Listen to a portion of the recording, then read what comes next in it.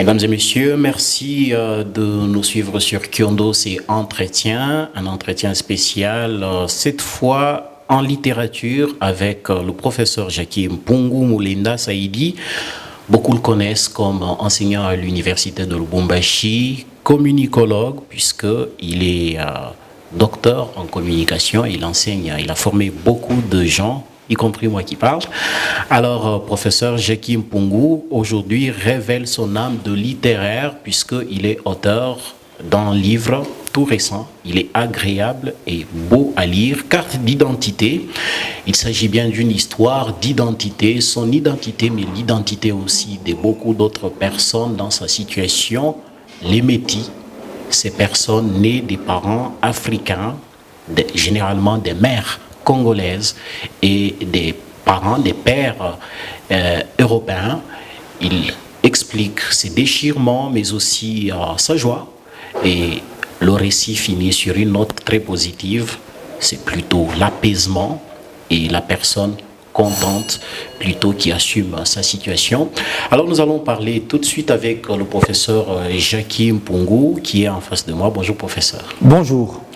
Alors on ne vous connaissait pas surtout comme littéraire et vous faites une révélation. Est-ce une première fois ou c'est déjà arrivé? Une première publication, oui. Mais disons que j'ai quand même fait 4 ans une licence en langue et littérature française.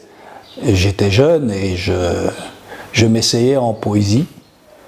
Et j'écrivais souvent, mais toutes ces créations sont parties avec le vent parce que je les ai oubliées. J'ai dû les oublier dans un tiroir et je ne les ai plus retrouvées parce qu'on a beaucoup déménagé aussi. Et alors, bon, les études de cinéma que j'ai fait et de communication sociale m'ont fait un peu oublier cette partie. Et j'ai plus aimé le cinéma, je me suis investi dans le cinéma, dans l'audiovisuel, et me revoilà dans les feuilles. Et finalement, comme on dit, chasser les naturels, ils reviennent au galop. Mais oui, je reviens à la maison. Ça vous rattrape. Je reviens à la maison. Alors, c'est vraiment intéressant et nous allons voir tout de suite ce récit très intéressant avec une préface du professeur Witmulongo Kalonda Bampeta, que beaucoup connaissent déjà. Alors, suivi aussi d'un avant-propos de l'auteur, mais surtout 6 bonnes parties qui sont très intéressantes et que nous allons progressivement découvrir ici. Rapidement, je les énumère. Parcours d'un sans repère, nouveau repère et repère. Nouveaux repères ou repères retrouvés, c'est une question. Les intégrer, vie en dents de scie et indigné et apaisé. Puis bien sûr vient post-scriptum. Alors je voudrais, professeur, qu'on commence par indigné et apaisé. Alors l'indigné dont il est question ici, c'est Jackie Mpungu Mulenda Saïdi. Vous êtes indigné de vous rendre compte que finalement, toute votre vie, vous êtes entre le sentiment de retrouver une nation, une communauté de frères, d'être chez soi. Mais de l'autre côté, en même temps, ça arrive presque au même moment. On doit vous rappeler que vous êtes différent des autres puisque vous êtes métis, puisque vous êtes né d'un parent qui n'est pas congolais, puisque vous n'avez pas la peau noire comme tous les Congolais. Et du coup, vivre entre les deux situations, ça vous pose des soucis et on le lit bien dans le livre. Vous travaillez comme tous les autres Congolais, enfin, en tant que professeur à l'université de Lubumbashi, vous avez été responsable d'une institution supérieure d'enseignement aussi, qui est officielle. Et à un moment, on doit vous rappeler que vous êtes différent des autres. Et c'est des calomnies, c'est des luttes tribales. Et vous qui êtes métis, vous vous retrouvez coincé dans une situation des crises, des conflits, des tribalismes. À la fin, ça vous indigne. Oui, je suis souvent, j'ai été, parce que maintenant le sentiment est passé, mais j'ai été souvent indigné. C'est le livre qui m'a fait dépasser et je pense que maintenant je suis apaisé. Mais effectivement, j'ai été longtemps indigné parce que, vous savez, d'abord, je suis né congolais. Mon père, ma mère sont des mulâtres, abandonnés par leurs parents blancs, ayant vécu au Congo avec les autres Congolais. Mais cette indignation que j'ai ressentie, c'était parce que chaque fois qu'il y avait des intérêts, entre guillemets, disons, supérieurs, j'étais rabroué. On me rappelait que je n'étais pas un Congolais pur, un pur sang, que j'avais certainement des frères ailleurs et que j'étais un ambigu, un personnage ambigu ayant peut-être des intérêts ailleurs qu'ici. Alors que j'ai toujours vécu ici, que j'ai toujours aimé vivre ici et que je suis un citoyen d'ici. Indigné parce que le regard des autres m'a souvent amené vers des doutes. J'ai même douté de moi-même parce que le regard des autres n'a jamais été celui que je souhaitais. Le regard des autres a toujours été celui de celui qui dit tu es un homme, d'accord, tu es congolais, d'accord, mais tu viens d'où? Qui es-tu? Où sont tes racines? Et vous voyez, ce sont des choses qui, on y est habitué, mais au départ, elles blessent. Alors on sait que quand on est en face d'un compatriote, on n'est pas toujours compatriote au même titre que lui. Autrement, à ce niveau-là, la question qu'on se pose, est-ce que être congolais ne suffit pas? Il va falloir qu'on dise « je viens d'où ». Et voilà le problème. Et voilà le problème parce que il y a un déchirement dans ce pays, mais je pense que c'est vrai pour toute l'Afrique. On n'a pas encore réussi à créer un État-nation. Un État-nation où les gens se sentent congolais d'abord. On est d'abord Hemba, on est d'abord Kasaï, on est d'abord au Congo avant d'être congolais. Et tout le problème est là. Alors, si on peut évoluer, regarder la situation des métis au départ, c'est une situation tellement fragile pour eux parce que au départ, ils ne sont pas ancrés. Je parle des tout premiers de la colonisation. Ils ne sont pas ancrés, ils n'ont pas de racines. D'abord, ils sont arrachés à leur mère et leur père ne les reconnaît pas. Justement, et c'est la première situation que vous décrivez, et le livre commence par là justement. Il y a une situation de ces enfants qui sont nés des pères qui sont des colons. Ils sont venus de l'Europe en colonisation, pour la colonisation au Congo, et ils ont eu des unions avec des Congolaises et des enfants sont nés. Et ce livre nous explique avec des précisions une situation très inquiétante.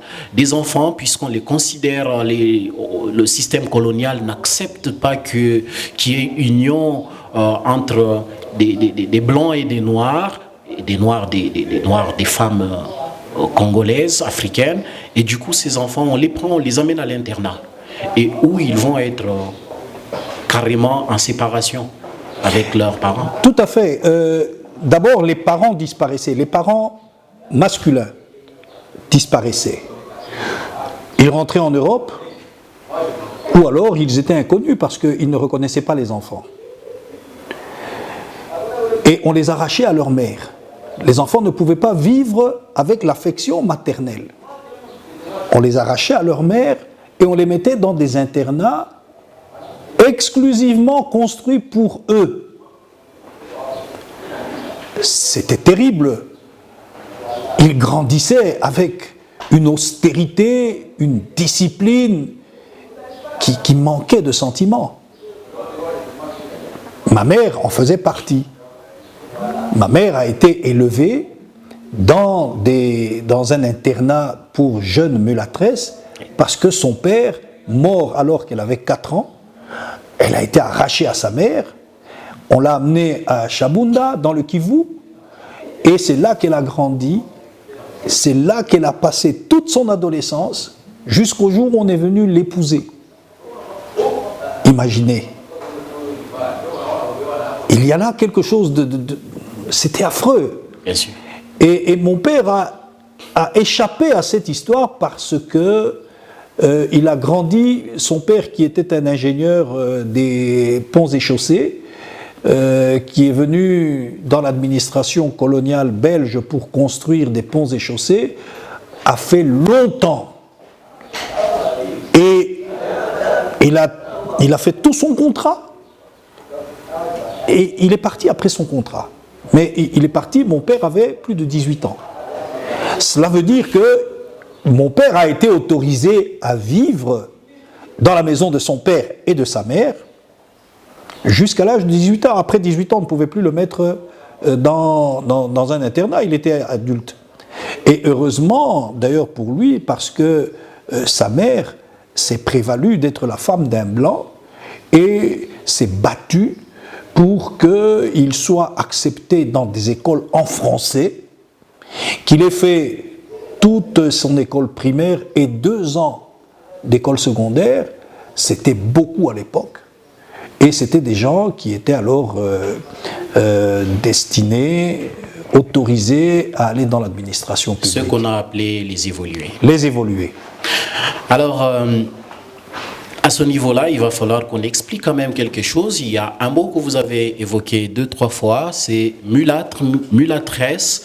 Un mulâtre, c'est cet enfant qui est né de l'union entre une noire et un blanc. Et pareil pour une mulâtresse, cette fois-là, c'est cette femme à la peau blanche, mais qui est née des parents noirs et blancs. Alors, le mot, vous faites comprendre dans le livre qu'il est péjoratif, il est négatif, puisque il y a quelque chose oui, exactement. de pas très, très joli. Oui, et ça je l'ai lu dans des livres et cela a été... j'ai posé la question à des lusophones qui m'ont confirmé la chose. Mulâtre vient de l'animal mule, la mule qui est le croisement entre une jument et un cheval. Et cela donne une mule qui a pour caractéristique d'être stérile. Il y a une théorie raciste qui disait à l'époque, et qui était en vogue à l'époque, qui disait que les Noirs et les Blancs étaient ce n'étaient pas des races différentes, mais c'était des espèces différentes. Voilà le terme. C'était des espèces différentes et qu'il était interdit à un blanc de se reproduire avec une noire parce que les enfants seraient des enfants maudits. Et, ce qui n'est pas démontré sur le plan de la... Non, mais c'était une thèse raciste. Oui. C'était une thèse raciste. Les enfants seraient maudits et d'ailleurs improductifs. Ils seraient stériles comme la mule. Et du nom mule est venu mulâtre. Mulâtre. Voilà. Et ce mot a été d'ailleurs très utilisé dans les pays lusophones. Les Belges ont récupéré ce mot. Je ne pense pas que ce mot a été utilisé par les Français. En Afrique francophone, là où les Français se sont installés, c'était plutôt les métis. Oui. Mais là où les Belges et les Portugais se sont installés, c'était le mulâtro. Alors, je vais revenir là-dessus, mais je vais lire quelque chose d'assez marquant pour moi et qui va revenir un peu. Je vais vous poser une question si vous avez suivi ce débat au niveau international qui est parti de l'Europe. De la mulâtresse, on voulait faire une maîtresse ou une putain. De nombreuses mères s'étaient, pour ainsi dire, révoltées et avaient décidé avec beaucoup d'autorité de récupérer leurs enfants, de les protéger et de les marier entre eux. Les mulâtresses qui avaient ainsi trouvé grâce auprès des partenaires mulâtres étaient supposées sauvées et pouvaient se reconstruire en fondant des familles. Exact. Parce que, effectivement, imaginez vous-même, c'est une époque terrible, la colonisation. Vous avez des endroits où sont enfermées des jeunes filles, arrachées de l'affection de leur mère, dont les pères ont disparu. Qu'est-ce qu'on fait de ces filles ? Et elles ne sont pas laides. Oui. Qu'est-ce qu'on fait de ces filles ? Alors, la colonisation pendant la colonisation, elles étaient les maîtresses des grands messieurs colons qui venaient de temps en temps se détendre et avoir des plaisirs que je trouve indécents.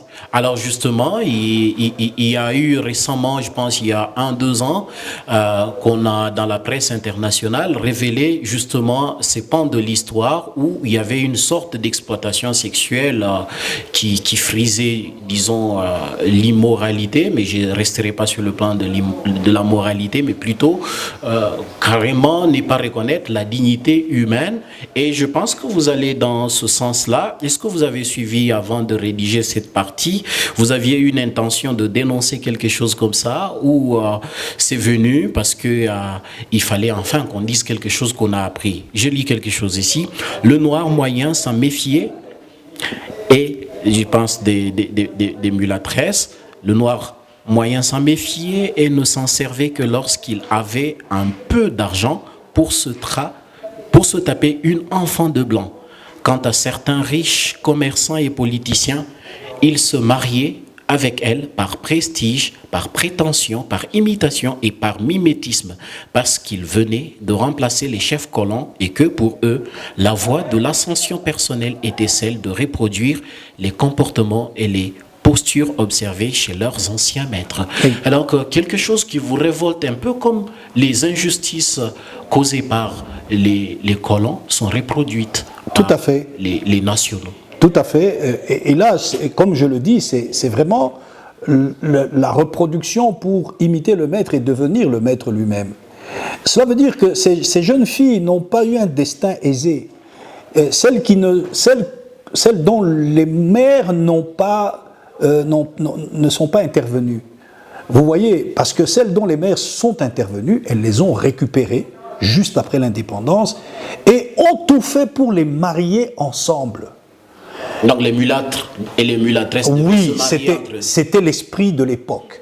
Les mamans prenaient leurs enfants mulâtres et mulâtresses et essayaient de se retrouver, de recréer une société entre elles, parce qu'elles ressentaient quand même une certaine, est-ce que je dirais, fierté d'avoir été désirées par des Blancs, et elles ressentaient aussi une fierté d'avoir des preuves qu'elles avaient été désirées et qu'elles avaient vécu avec leurs anciens colons. Et donc c'était une espèce de regroupement, et ces mères voulaient que leurs enfants se reproduisent entre eux. Après tout, avoir été désiré par un blanc, c'est pas rien du tout. Il faut rester dans l'esprit de l'époque. Dans l'esprit du temps. Et moi, mon grand-père qui était maçon, qui a construit avec des missionnaires méthodistes beaucoup d'églises, beaucoup de ponts à Kapanga. Il était très fier d'avoir travaillé avec des Blancs. Avoir travaillé avec un Blanc, c'était pas rien. Et alors, avoir été désiré par un Blanc, c'est pas non plus rien du tout. C'est quelque chose de très important. Exactement, c'était l'esprit du temps.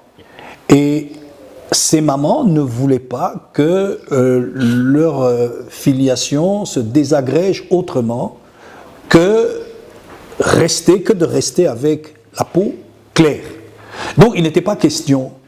Et c'est pour cela que mon père, qui a amené à sa mère sa première épouse, enfin celle qu'il voulait épouser, était noire. Sa mère a refusé, elle a complètement refusé. Je crois que mon père, qui la craignait et qui la respectait pour la dignité pour laquelle elle se battait, mon père n'a jamais contesté sa mère.